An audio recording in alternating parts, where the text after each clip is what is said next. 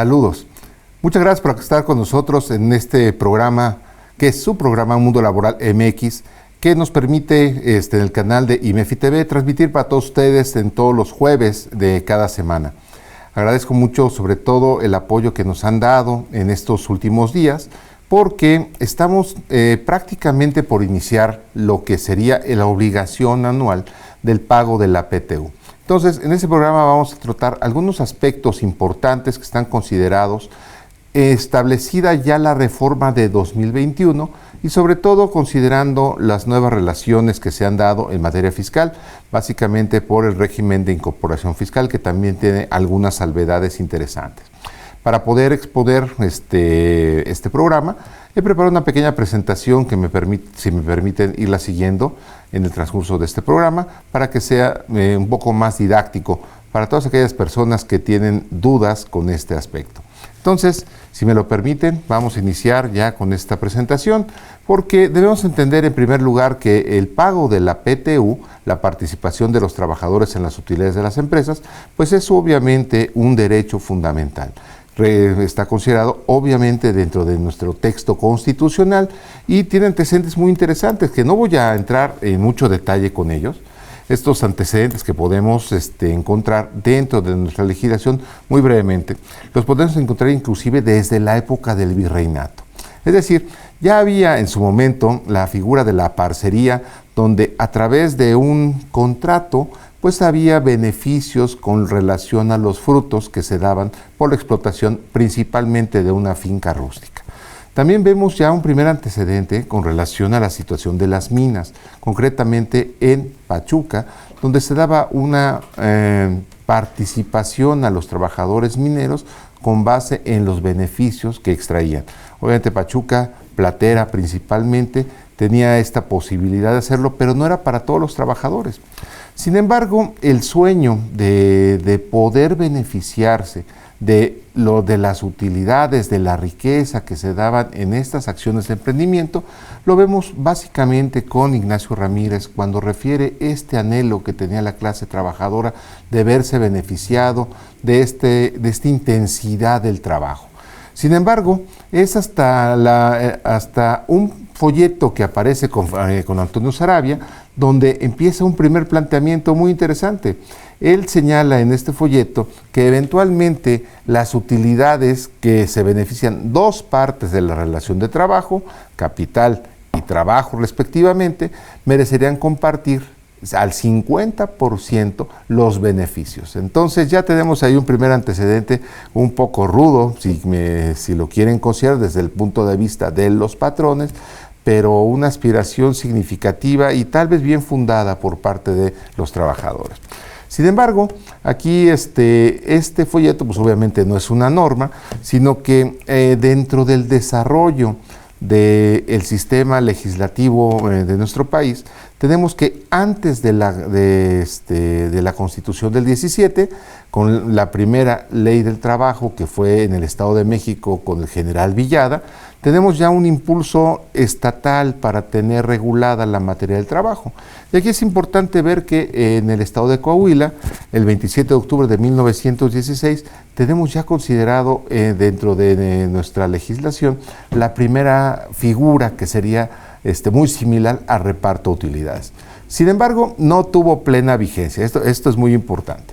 Llega después la Constitución del 17 y en este primer impulso del texto constitucional de regular los aspectos laborales, se permitió que las legislaturas estatales también tuvieran esta posibilidad de expedir leyes estatales del trabajo, y es donde en Coahuila, en 1920, pues ya tenemos los antecedentes de lo que sería el pago de la PTU.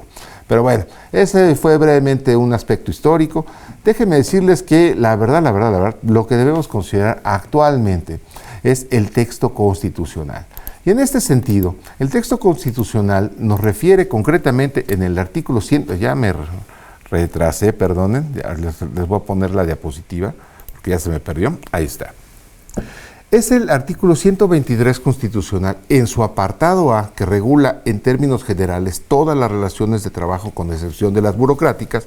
En su artículo 6, la posibilidad de que en toda empresa agrícola, comercial, fabril y minera, los trabajadores tendrán derecho a una participación en las utilidades. Y esto es importante porque se recoge entonces como un derecho fundamental que los trabajadores tengan la participación que les corresponde en una medida que se debe definir. ¿Cuáles fueron los antecedentes que motivaron al legislador de 1917 allá en Querétaro? Bueno, pues básicamente la comisión dictaminadora establece que los trabajadores tengan una participación en las utilidades de toda empresa en que presten sus servicios. Aquí es lo importante señalar que sí tienen la visión de que pudieran afectar a los patrones.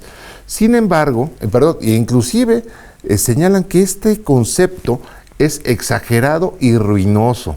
Sin embargo, hacen un análisis interesante y concluyen que realmente es provechosa para ambas partes, porque bajo esta idea de obtener beneficios, se entiende que no solamente el patrón está buscando crecer, sino que los trabajadores buscan concientizar su papel para lograr mejores beneficios. Entonces, es así que llega al texto constitucional en Querétaro en 1917. Sin embargo, como muchas cosas ocurren en nuestro país, pues es realmente con la reforma constitucional de 1962 del presidente Adolfo López Mateos, donde materializamos ya prácticamente cómo se va a regular de manera específica en todo el país el pago de la PTU a través de la determinación de una comisión mixta, que ya sabemos, las comisiones mixtas a nivel nacional están conformadas por el gobierno, por representantes de patrones y representantes de trabajadores. Y es esta comisión la que va a determinar el porcentaje sobre las utilidades que corresponderá repartir a los trabajadores de las empresas. Entonces, esta determinación, pues obviamente debe ser objetiva. Si bien hay elementos en los que nos hacen pensar que cada año puede subir la productividad o bajar la productividad o los escenarios adversos, realmente lo que pretende esta comisión es considerar la necesidad de fomentar el desarrollo industrial del país, que estamos viendo, ya tenemos ahí Tesla que se va a instalar en Nuevo León. También debemos considerar el interés razonable que debe percibir el capital. No olvidemos, muchas empresas participan inclusive dentro de bolsa. Algunas ya se están saliendo, pero dentro de la bolsa, pues obviamente los inversionistas buscan que el capital crezca, que el capital les deje, que el capital trabaje. Y esto se logra precisamente con las empresas y teniendo mayor rentabilidad. Y en ese sentido, el interés razonable que deben percibir y sobre todo, lo más importante, olvidarnos de los capitales golondrinos. Lo que se busca es la reinversión de capitales, que las empresas se queden aquí, que seamos como país interesante para poder invertir, y esto es lo que busca la comisión a través del índice que fija para que no sea gravoso a las empresas y se logren cumplir con estos tres conceptos muy importantes para lograrlo. Ahora bien, ¿qué es lo que dice el texto constitucional? Que lo que vamos a considerar es la renta gravable. Y estos conceptos ya empiezan a interactuar la parte del derecho fiscal y la parte del derecho laboral. ¿Qué debemos entender por renta gravable? Y aquí es algo muy interesante porque déjenme decirles que este último apartado, el inciso F de este artículo 123 en el apartado correspondiente, refiere a que el hecho de que participen los trabajadores en las utilidades no implica que puedan intervenir directamente en lo que es la dirección o la administración de las empresas. Aunque ya vemos que empresas productivas del Estado, como es CFE y también podría ser Pemex, pues sí tienen participación de los sindicatos en los consejos directivos, lo cual tiene una naturaleza, desde mi punto de vista, más política que administrativa prácticamente. Pero bueno, esta es la parte donde no deben intervenir y dejar que los patrones tomen las decisiones patronales correspondientes, porque todos estamos en el mismo barco. Estos tres conceptos que se busca lograr son realmente importantes para el país y obviamente se materializan al interior de las empresas. Ahora bien, donde tenemos contemplada la participación de las utilidades, de la participación de los trabajadores en las utilidades de las empresas. Bien, lo tenemos en el título cuarto de la Ley Federal del Trabajo al establecerse los derechos y obligaciones de los trabajadores y patrones, y establece en primer lugar la obligación de los patrones en su artículo 132 con todas esas fracciones. Nos habla precisamente de la 28ª, participar en la integración y funcionamiento de las comisiones que deban formarse en cada centro de trabajo, que ya lo sabemos, lo hemos visto en este programa. La Ley Federal de Trabajo me mandata a 5 comisiones mixtas al interior de las empresas. Una de ellas, precisamente, es que se integre la Comisión para de la participación de los trabajadores en las utilidades de las empresas, con la finalidad de tener el proyecto correspondiente. Y también obliga el texto laboral, en su artículo 134, la fracción 9ª, a los trabajadores para integrarse a este organismo debidamente. Ahora bien, de manera expresa será el capítulo 8º que refiera a la participación de los trabajadores en las utilidades de las empresas, de sus artículos 117 al 131, donde se encuentra regulado esto por la parte laboral. Pero aquí debemos considerar que esta comisión a la que hicimos referencia hace unos momentos ha establecido en otras ocasiones y ha mantenido un porcentaje específico de lo que corresponderá a la base repartible, es decir, el 10% aplicable sobre la renta gravable. ¿Dónde lo observamos? En la resolución del Consejo de Representantes de la 6ª Comisión Nacional para la participación de los trabajadores en las utilidades de las empresas. Para mayor referencia lo podemos encontrar este fundamento publicado en el Diario Oficial de la Federación el 18 de febrero de 2020. No cambia año con año. Déjenme decirles que el anterior fue publicado prácticamente 10 años antes. Entonces, yo creo que es muy importante considerar que esta comisión debería contemplar los aspectos cambiantes, tal vez no año con año, pero probablemente sea una reunión bianual en la que se pudieran tocar aspectos relevantes, porque año con año es diferente. Los escenarios que estamos viviendo, que se han magnificado, estamos prácticamente a un año del cambio de sexenio. Las situaciones son en los aspectos industriales muy importantes. Tenemos una situación muy relevante por lo que hace a las iniciativas que está presentando el Ejecutivo Federal, sobre todo en materia administrativa, que podrían tener un impacto real, significativo, e inclusive algunos académicos los han considerado sumamente peligrosos, que pudieran modificar el escenario actual y que esto podría ser objeto de revisión por parte de una comisión. Entonces, hemos expuesto ya los antecedentes, fundamento y demás, y yo creo que vamos a reservar dentro de 2 minutos, que es nuestro primer corte, cómo se va a hacer efectivamente este reparto de utilidades a través de la comisión que debe ser en cada empresa. No se vayan, en 2 minutos estamos con ustedes. Muchas gracias. Para quienes gustan del chismecito fiscal, ahora estamos en Spotify. No te pierdas ninguno de nuestros podcasts. Búscanos como IMEFI TV.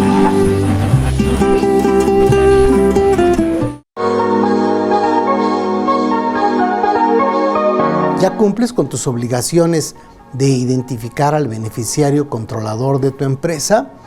Vamos a tener nuevamente el taller de manual de beneficiario controlador. Es muy importante que lo tomes para evitar las contingencias de multas, que son altísimas.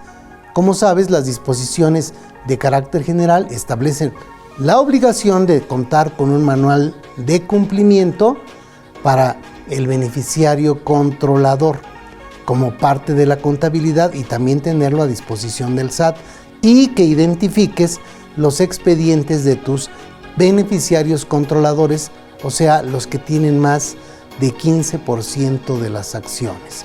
Este taller va dirigido a las empresas y sociedades con socios o accionistas que requieren cumplir con estas obligaciones, y el temario es muy práctico.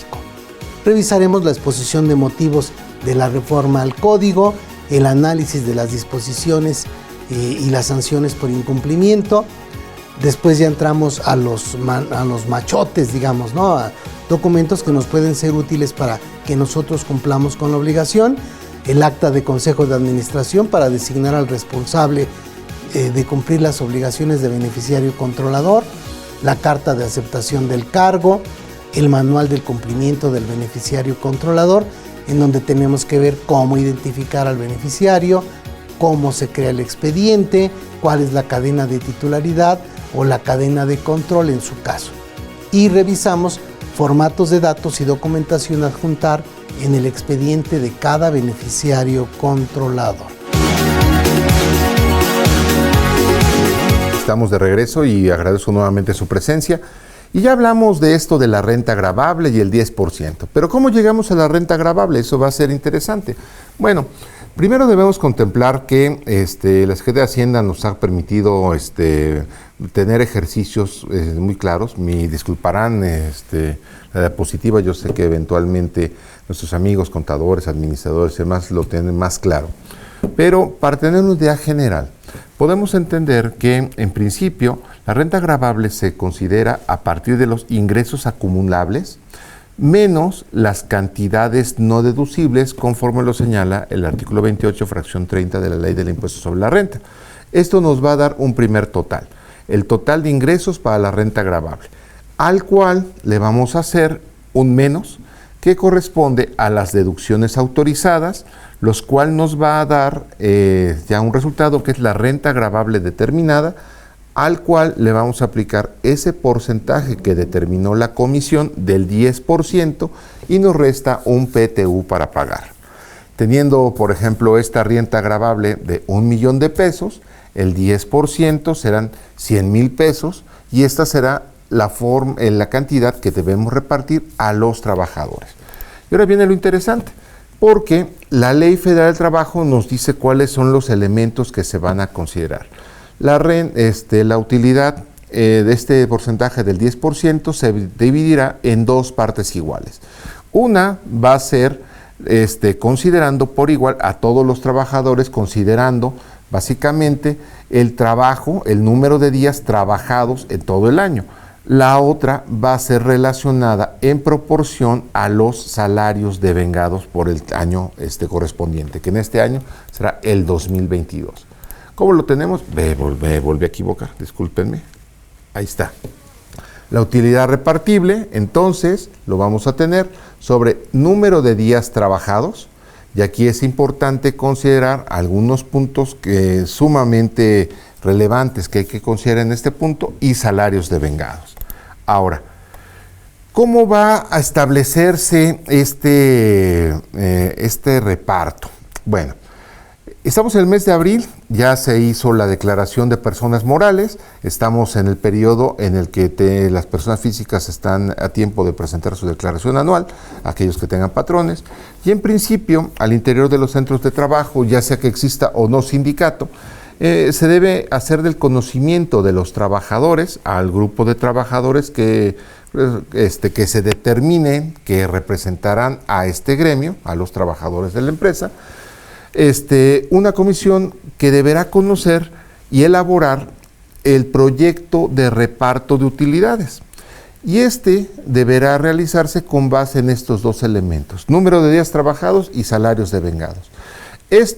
Este proyecto deberá hacerlo del conocimiento de todos los trabajadores, fijando el proyecto en lugar visible. Se recomienda generalmente al interior de las negociaciones que sea en la puerta de entrada o salida, para que no los que estén afuera se estén enterando, pero sí todos los trabajadores tengan conocimiento de esto. Algunos autores inclusive señalan que sería muy conveniente que los trabajadores estén enterados fehacientemente de esto, es decir, recabando las firmas de que están enterados de cuál es el proyecto, por si es necesario hacer alguna corrección. Ahora, si no se ponen de acuerdo los representantes del patrón y trabajador en esta comisión, bueno, pues entonces tendrá que decidir la inspección del trabajo. Y ellos podrán hacer las observaciones que juzguen convenientes dentro de un término de 15 días y si hay objeciones, será la propia comisión la que determine en el término de 15 días si son procedentes o no procedentes para establecer esto. Ahora, Parece muy sencillo, ¿verdad? Pero aquí el problema es determinar cuáles empresas están obligadas, cuáles no están obligadas, es decir, están exentas, qué trabajadores tienen derecho, en qué medida tienen derecho, cuáles son los días que debemos considerar. Bueno, en primera, tenemos que aquellas empresas que se fusionen, traspasen o cambien nombre o razón social, pues obviamente son obligados. ¿Por qué? Porque no cambian en esencia con las obligaciones que tienen con sus trabajadores. Si se fusionan, pues obviamente hay una empresa fusionada y una funcionante que tiene trabajadores, están juntos y generaron el año pasado, perdone. Si cambiamos de nombre, pues es lo mismo, las obligaciones se generaron el año pasado y ahí se mantienen. Ahora, empresas que eventualmente tengan varias unidades de producción o distribución de bienes y servicios, las sucursales, si todas se presentan en una sola declaración, bueno, pues queda claro entonces que no vamos sobre la sucursal, sino sobre la empresa como una unidad. También, en su caso, las asociaciones o sociedades civiles constituidas sin fines de lucro, aquí hay una acotación, que obtengan ingresos por la enajenación distintos a su activo fijo o presten servicios a personas distintas de sus miembros, eso es muy importante, considérenlo, siempre que dichos ingresos excedan el 5% de sus ingresos totales. Mucho cuidado, despachos de contadores, abogados y demás que nos ven. También deberán considerarse como sujetos obligados las sociedades cooperativas que tengan a su servicio personal administrativo y asalariado, o sea, ajeno de sus socios. Y las empresas exentas en forma parcial o total del pago de impuestos sobre la renta, obviamente que tengan trabajadores o servicios porque están obligadas a repartir utilidades por la parte de la exención, porque esta aplica solamente para efectos fiscales. Ahora, ¿qué más tenemos por ahí? Los sujetos exentos, es decir, las empresas que están exentas del pago de utilidades y son aquellas que en principio son de nueva creación durante el primer año de funcionamiento. ¿Cómo sabemos si es de nueva creación? Pues realmente nos lo va a dar su inicio de operaciones ante la Secretaría de Hacienda y Crédito Público. Ese es el elemento clave para determinar si son de nueva creación y durante su primer año de funcionamiento. Tenemos también, si son de nueva creación y tienen un producto nuevo, y estarán exentas durante los primeros 2 años de funcionamiento. ¿Qué le da el carácter de novedoso? La Secretaría de Economía. Entonces, ahí vamos a tener, si es un producto nuevo o no, la base correspondiente. Empresas de la industria extractiva, principalmente minera, durante la creación, de nueva creación, durante el periodo de exploración. Y también las empresas de asistencia privada, reconocidas por las leyes, que con bienes de propiedad particular ejecuten actos con fines humanitarios de asistencia sin propósito de lucro y sin designar individualmente a sus beneficiarios. Obviamente, las empresas que no tengan el reconocimiento de la Secretaría correspondiente están obligadas a repartir utilidades a sus trabajadores. Aquí lo importante es ese reconocimiento, que son varias autoridades las que se concatenan. Básicamente es contar con la CLUNI. Tampoco estarán obligados a repartir el Instituto Mexicano del Seguro Social y las instituciones públicas descentralizadas que tengan fines culturales, de asistenciales o de beneficencia. Y por lo que hace a montos, también debemos considerar la determinación de la Secretaría de Trabajo y Previsión Social de diciembre de 96, donde aquellas empresas cuyo ingreso anual declarado al impuesto sobre la renta no sea superior a 300,000 pesos. Aquí, ellas obviamente están exceptuadas de reparto de utilidades. Entonces, como podemos ver, obligados y exentos nos da un campo, un marco muy especial de quiénes son. Ahora, en materia de trabajadores con derecho, vamos a ver principalmente que son en principio los trabajadores de planta, los que están con el carácter de eventuales, trabajando por obra o tiempo determinado, siempre y cuando haya sido por lo menos un mínimo de 60 días durante el año 2022, ya sea de manera continua o discontinua. Y también este derecho se va a los extrabajadores de planta o por obra y tiempo determinado, siempre y cuando estos últimos hubiesen prestado servicios por lo menos durante 60 días del ejercicio de 2022. Los trabajadores de confianza tienen un tratamiento especial porque debemos considerar su ingreso con relación al trabajador sindicalizado más alto. y sabemos que hay diferencial de salarios, no vamos a pagarle al trabajador de confianza con su salario completo, sino bajo esta línea vamos a ver incrementado el salario del de confianza con relación al trabajador sindicalizado más alto, aumentado máximo en un 20%, para poder considerarlo dentro de esta segunda etapa. O sea, no olvidemos, días trabajados y salarios.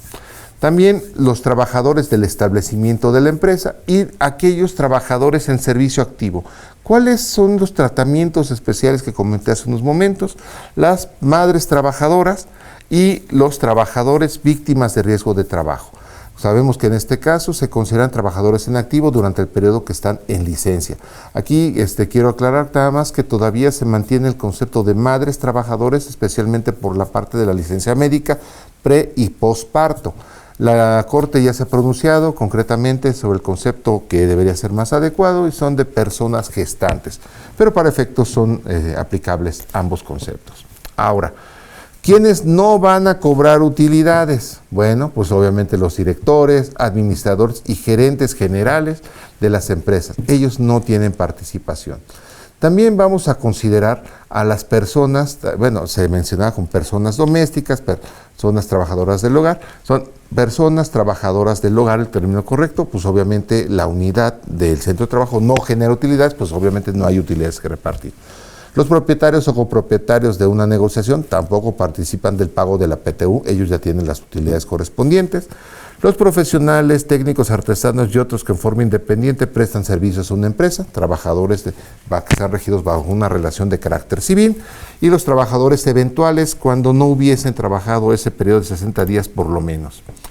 Ahora, no olvidemos, el año 2021 se estableció una reforma a la Ley Federal del Trabajo, donde se establece, donde se establecen algunos conceptos especiales para el pago de la PTU desde el año pasado, pero que ahora ya quedan perfectamente claros. Y estos conceptos serán, obviamente, que no podrá exceder de 3 meses de sueldo el pago de la PTU. ¿Qué le corresponde a la protección de las utilidades? Las mismas normas protectoras y privilegios del salario serán aplicables al pago de la PTU, como será la libre exposición de las mismas, la irrenunciabilidad, el pago directo, que sea en moneda de curso legal, que es nula la cesión de derechos, no hay compensación y no hay suspensión del pago de la PTU, y finalmente se debe realizar durante la prestación de los servicios y en día laborable, es decir, los artículos 98 hasta el 109 de la Ley Federal de Trabajo. Y esta reforma de abril de 2021 estableció que el monto no tiene como límite 3 meses de salario del trabajador o el promedio de la participación recibida en los últimos 3 años, con la aclaración del artículo 128, que no serán compensaciones de los años de pérdida con los de ganancia. Bueno, pues esto es un breve resumen de lo que es el pago de la PTU. Ya estamos próximos a tenerla, estamos en abril, empieza en mayo, y les recomiendo significativamente en la página del SAT este instrumento que es Manual Laboral y Fiscal sobre el pago de la PTU, Reparto de Utilidades 2023. La dirección la pueden ver en pantalla, está directamente por el SAT y es una guía muy interesante, pero si tienen cualquier duda, estamos aquí en IMEFI TV y su servidor Hipólito Romero Reséndez para brindarles cualquier apoyo que necesiten. Entonces, hemos llegado al final de nuestro programa. Agradezco su presencia, nos vemos el próximo jueves y muchas gracias por estar aquí en su programa Mundo Laboral MX por IMEFI TV. Nos vemos pronto. Hasta luego.